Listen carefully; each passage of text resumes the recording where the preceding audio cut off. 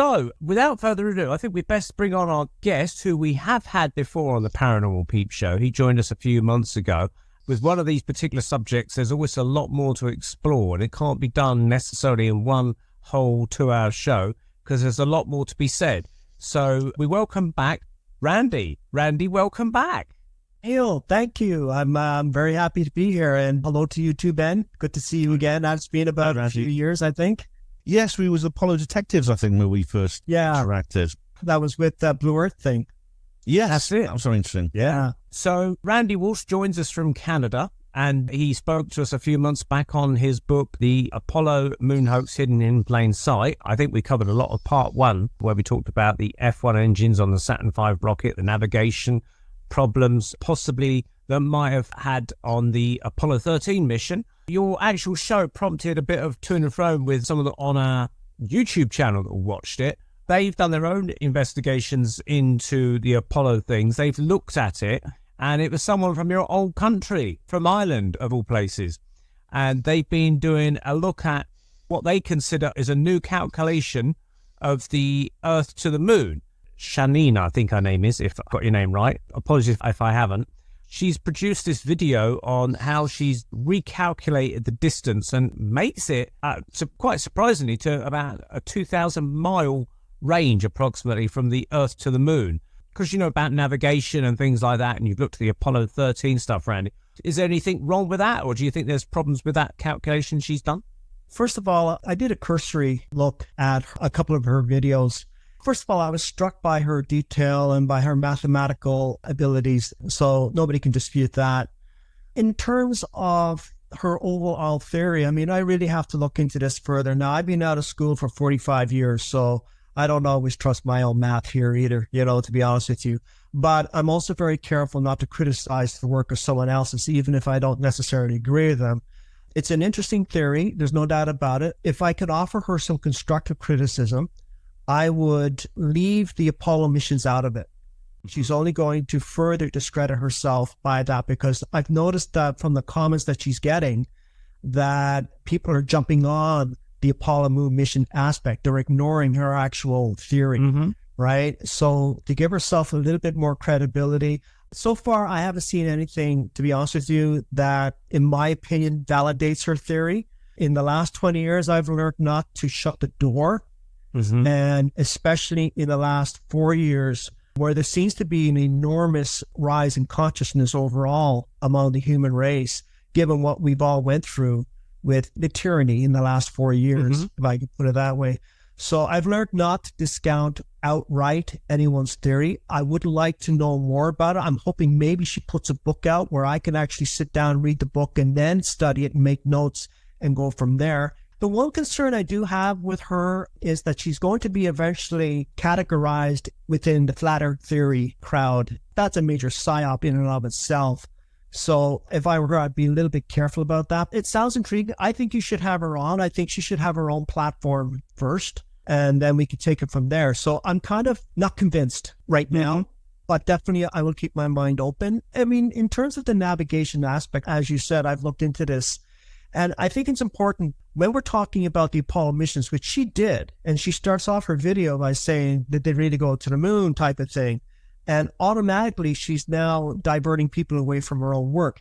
I like to debate and discuss that the Apollo missions were faked, and I like to prove it within the official framework, because that's how you actually convince people. It's not about winning people over. It's just getting them to look at this themselves and say, well, the moon is 250,000 miles away. Here is the method that they used to get there. And I think I successfully made a very good case that with technology 50 years ago, let alone today, it's just impossible to do it within the official framework. So that's kind of the angle I like to work from.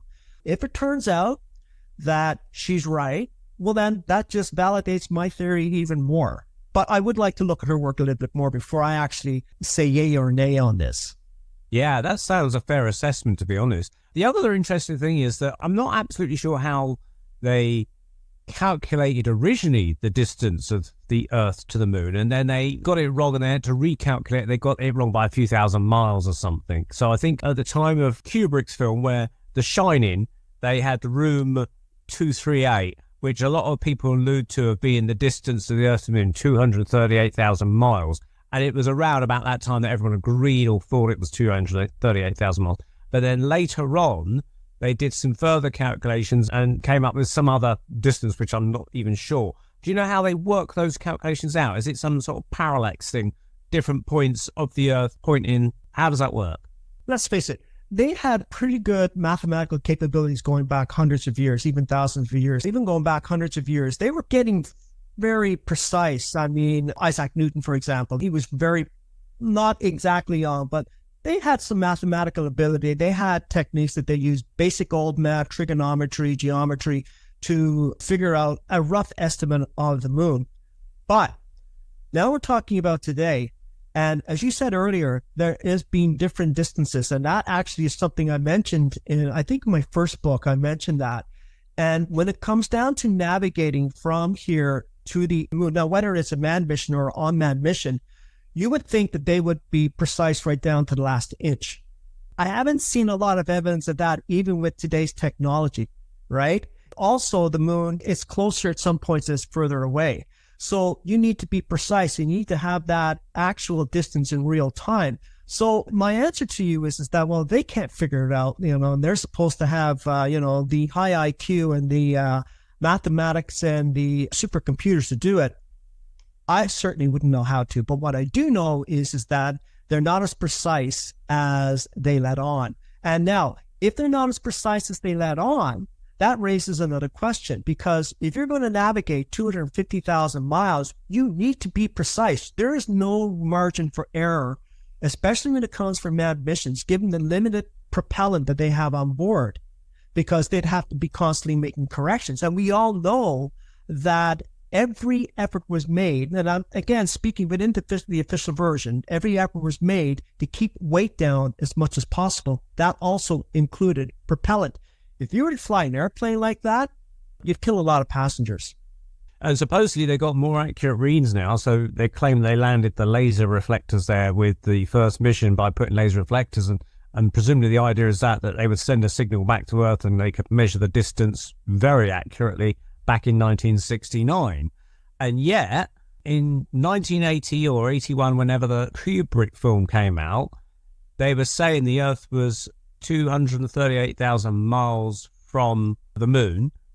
And you would think that if they've got these lasers, they would be able to work out the distance with the lasers back in 69. So we should have had it accurately back in 69 from the word go, I would have thought. Well, I think you just answered your own question, you would think, right? Yeah. And that's exactly right. And the other thing is that for those out there that don't realize this, both the Soviets at the time, the Soviet Union, and the Americans were bouncing lasers off the moon as early as 1961, 62. And they were getting fairly good results and some good accuracy as well. So the argument that the Apollo missions happened because they put laser reflectors on the moon is really a fallacy. It just doesn't hold up, because the areas that they target those lasers happen to be the areas on the moon where they're most reflective. And that just happens to be the areas where they landed all 6 missions, supposedly landed all 6 missions. And what amazes me is that these geologists and, work for established institutions haven't really figured this part out yet. And yet we as lay people have. So, again, this is in the book for people who are really interested in diving into it. And the other thing also with laser reflectors is that they can be easily placed there by unmanned missions, which the Soviets have done, and so have the Americans. So it's just another fallacy for me.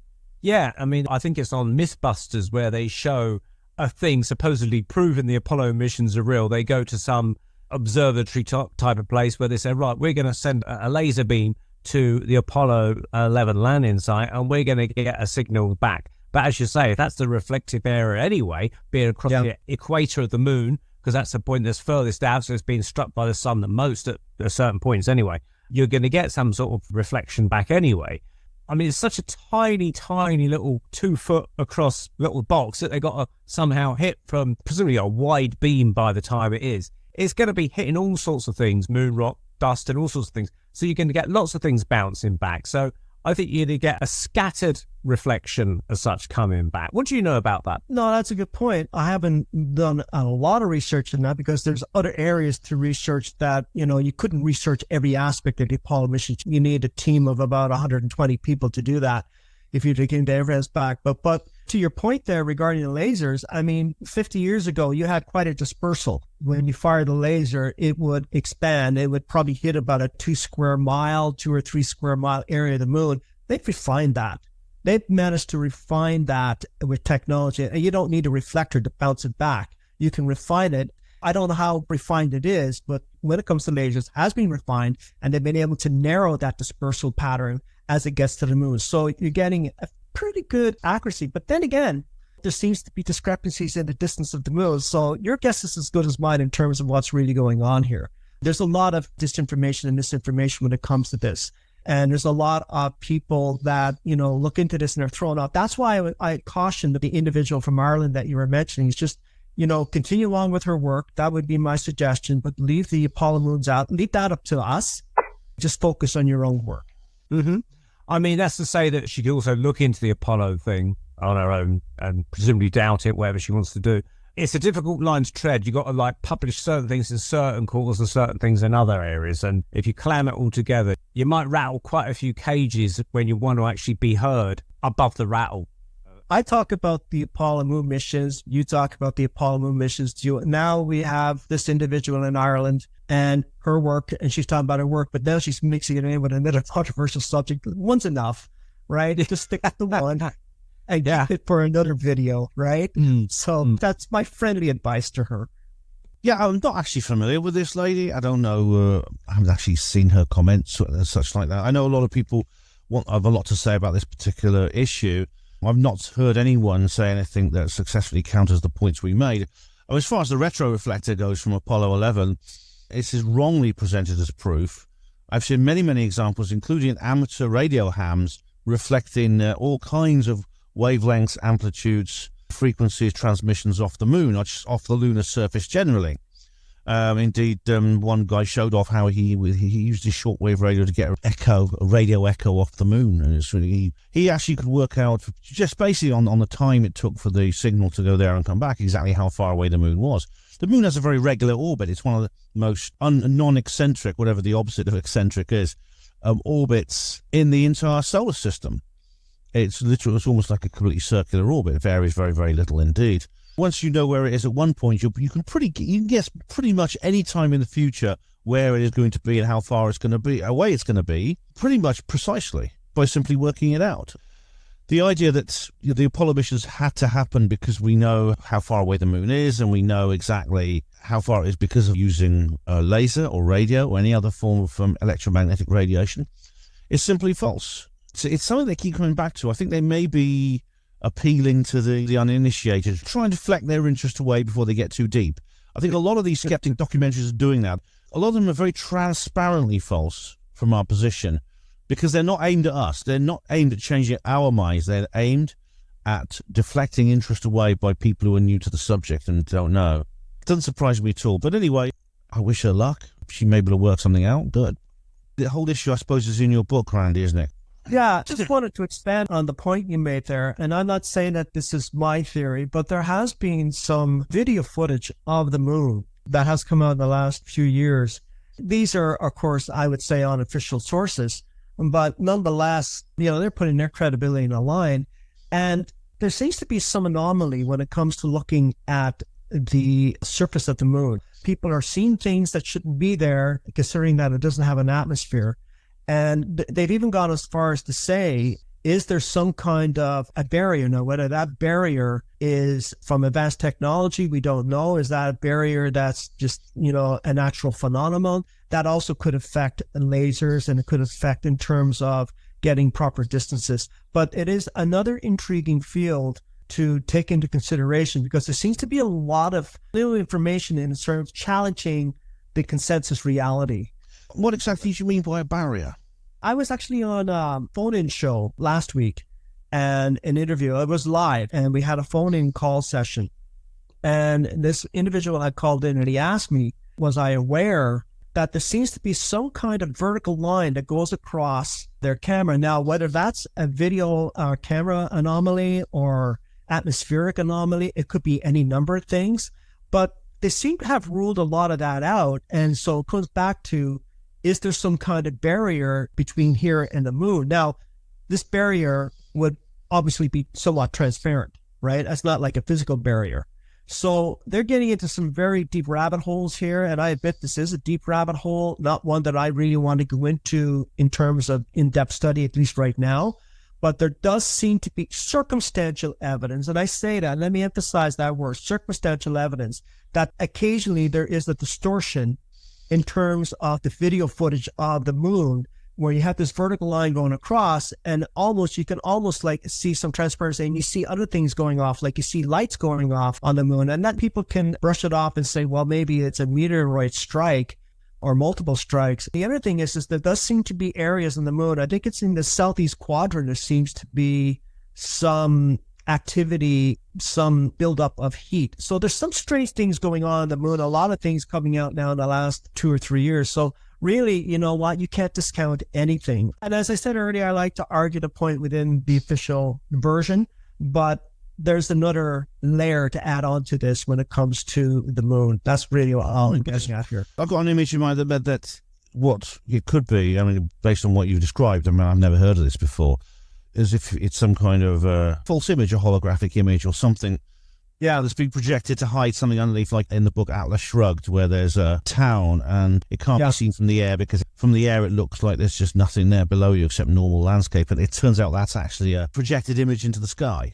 Yes, and it could very well be a natural phenomenon, right? But it's just interesting that it's only been noticed now, more so, I would say, last 10 years. I mean, that's intriguing in and of itself, given that technology, when it comes to photographic video technology, is a lot more advanced than it's ever been. So maybe the camera's picking up something, maybe it's just a natural phenomenon, I don't know. But that's not what I'm reporting. That's what astronomers, amateur astronomers are reporting. Obviously, the moon has the dark side of the moon, or the far side, to give it its proper name, which always faces away from the Earth, which is invisible. It's actually one of the few places in the entire universe which is completely invisible from the Earth's surface, apart for a reason other than sheer distance. Of course, it's right next door to us, so it's our closest neighbour. And in fact, there's two people I can name, Carl Wolf and Donna Hare, who actually worked for NASA processing photographs, and they both report that NASA were taking pictures of artificial objects on that particular area away from the moon. They were built quite openly on the surface, which they could do so because no one could see it from the Earth's surface. And NASA were basically touching them up. They were getting artists with paintbrushes to touch up the photographs for publishing them. I mean, I don't know if that's true, but both these people reported it. And so I wonder if it could be that there is something on the side facing the Earth, which of course would be spotted immediately if it were just there. And maybe someone wants to try and hide it in some way, and maybe the technology exists to put some kind of holographic image above it. I mean, again, I'm speculating like you are, but I think that's very interesting, Randy. I've never heard of that before, so thank you. Yeah, I do want to emphasize, and I'm glad you said that, Ben. I just want to emphasize that, of course, we are speculating. I don't need all the physicists or the engineers like Steve jumping in and say, you don't know what you're talking about. Yeah, prove the math. No, I'm not a physicist or a scientist, so I'm just speculating there, Steve. Take it easy, right? Now, I have read this, and I'll finish on this point when it comes to the subject, but I have read in numerous books, and I don't have a source for those books, but I have read over the years, actual physicists talking about the moon in terms of its size. And for its size and its mass, it shouldn't be in the orbit it's in around Earth. I have read that. That's not me saying that out there. That's what I have read. And I don't have a source for that, so don't come at me, but that is what I have read. And it's interesting because there may be some circumstantial evidence or intriguing evidence to back that up, or at least to give it a little bit of a validity, in the sense that when NASA crashed some, dead rockets into the surface of the moon, I mean, they've come back and actually used the phrase, it rang like a bell for an hour. That kind of gives it a little bit of validity. Definitely. I mean, I'm interested that the density of the moon is very low considering its geology, which is not unlike the Earth, but its density is actually very low, indicating that they're making... It's either the subsurface geology is very different, which is unlikely, or there are large cavities within the moon, caves and other spaces. These could be either natural, or they may form naturally, or they may be artificial. Of course, there are natural caves under the Earth as well. Some people say, well, are they artificial? Are they built by a non-human intelligence, or maybe a very advanced human intelligence in the distant past or something like that? Though we don't know, because no one knows what they are. No one's ever been there. Speculation is good, and I've speculated in my books. And I speculated in my recent book, which I'll talk about after, just put out a third book. Speculation is okay, but don't come out and say this and this and this unless you can actually prove it. Now, I can't prove what I just said in terms of the moon and the anomalies on the moon. How do you look into something when you talk about it? And then maybe you speculate, and you come up with speculate about it, and then you come up with a hypothesis, right? And then it leads to a theory, and then you go from there. So that's basically all I'm doing is that nothing can be discounted when it comes to the Earth and Moon, and especially our own history, which I do think a lot of is being falsified. Another area for another day, folks, but yeah. So, yeah, because I was just thinking, as you're talking about Inside the Moon, the Jules Verne film story, First Men in the Moon, where there's a film version of it where these two Victorian travellers, I think in the film they had a lady with them, but I don't know whether they wrote that in for the film of the 60s. Lionel Jeffries, I think, was the actor who was the scientist inventor. And they devised this anti-gravity paint or something. They painted it on the side of their ship, and it allowed them to float upwards out of the rain. They called it. Yeah. It reminds me of that film They Live, about the yes, the aliens disguised as humans. You put special sunglasses on, you can see them. Yeah. Now, in your second book, Randy, The Apollo Moon Hoax Hidden in Plain Sight Part 2, you talk about the founders of JPL, Jet Propulsion Laboratory. For those that don't know what JPL is, lots of space fans would definitely know what JPL is. But for those that don't, do you want to explain a bit about who JPL was, how they came about, and why you spoke about them in your book? Sure. When I was looking into researching book 2, I came across, just by accident, several books on Jack Parsons. And Jack Parsons, for those of you who don't know, was an up-and-coming scientist back in the 1920s, 30s, and 40s. Now, there's a lot of information to Jack Parsons that we can talk about. But what really struck me with Jack Parsons is that, and before I get into that, for all of you who don't know, Jack Parsons' theories to this day were used in the Apollo missions in terms of whatever they got out of those missions. I mean, they never went to the moon, but they did get something out of the Saturn V rocket and, of course, the space shuttle. And Jack Parsons' theories really are prevalent within the space shuttle technology more in terms of the solid fuel boosters that the space shuttle used. It's really difficult to know where to start with him. So let me just give a little bit of history for Jack Parsons. For those of you who don't know, Jack Parsons, he actually had created, along with two other individuals at that time, two other scientists, the Jet Propulsion Laboratory, JPL. They named the Jet Propulsion Laboratory in part after Jack Parsons, since he thought of the idea. But as Marcus Allen kind of wondered, and I thought it was a very good point on his part, is it actually Jack Parsons Laboratory, but they changed it to Jet Propulsion Laboratory, right? And what makes Jack Parsons very interesting is there's a few layers to him. Number one, Jack Parsons had no formal education. He had nothing beyond grade 12 or high school. He had no university level education. And with that, he managed to develop theories that, as I just mentioned earlier, are still in use to this day by NASA. He literally, one day, at about 18 or 19 years old, he read a paper back then, and I think it was 1930, 31. He read an article in the newspaper about rocket science, which was unheard of at that time. Rocket science was for Hollywood. It was out of the domain of the military. They weren't interested in it at that time. It was, it was a cartoon. It was entertainment. But he read an article that was actually published by a professor at the California Institute of Technology, Caltech. He literally walked in just one day, this 19, 20-year-old walked into Caltech, searched down the professor, and told the professor he was really intrigued with his work. And the professor, of course, was busy with other work, but he was really intrigued with Jack Parsons at that time and his knowledge. And long story short, he sent them on to somebody else.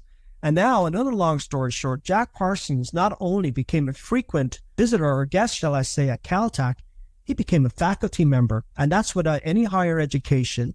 He was given his own lab to do his own experiments. And of course, the experiments got limited explosions, so they had to move that offsite. And they funded his whole research in a desert and funded his lab there and gave him an entourage. And this is a man who basically walked in off the street, literally, right? Literally. And within a few years, he's not only a member of the faculty of Caltech, he has negotiations going on with the U.S. military to develop propulsion systems for their weapons because World War II is coming up, right? But here's the other thing that I think makes it even more intriguing. This is why we never hear about him a lot. They have a dedication to him once a year. They have a ceremony for him once a year at JPL.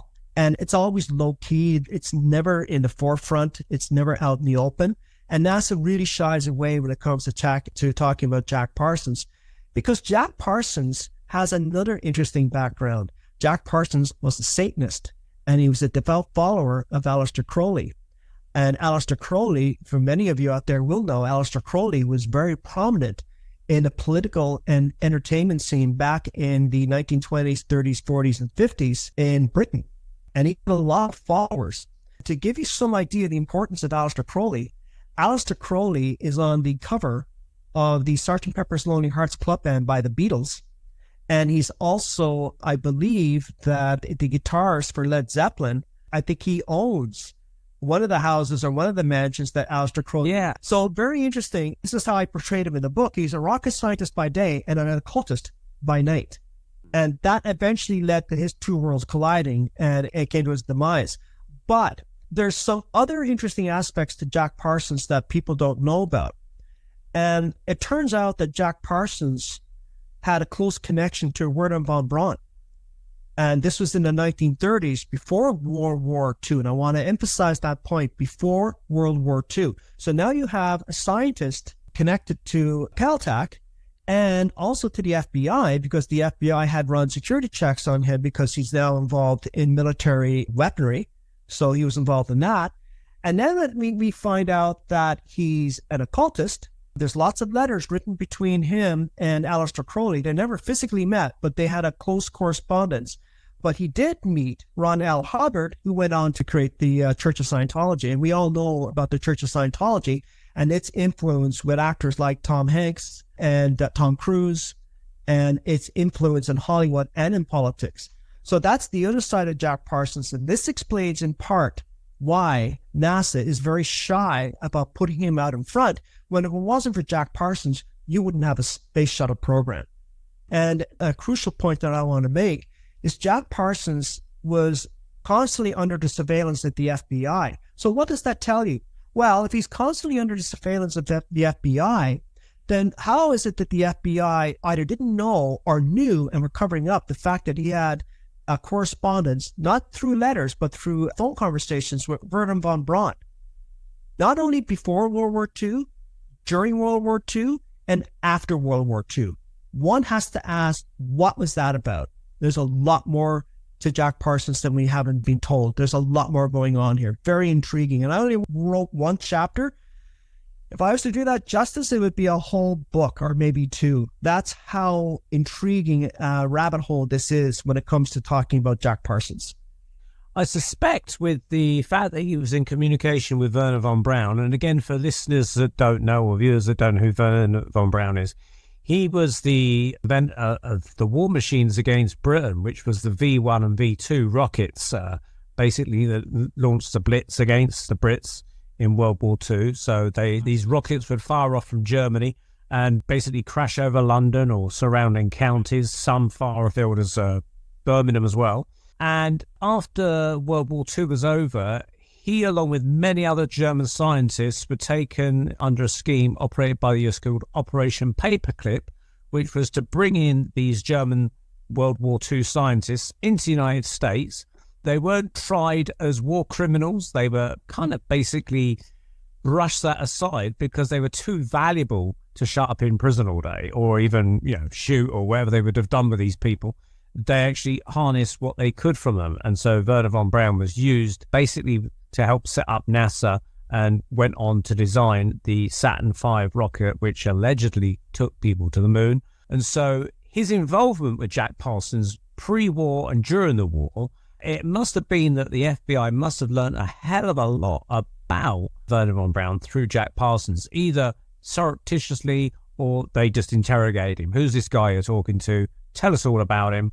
And they must have seen a lot of information. And presumably from that point on, they must have targeted Werner Von Braun as a person of interest to utilize at some point in the future, whenever that point of the war came.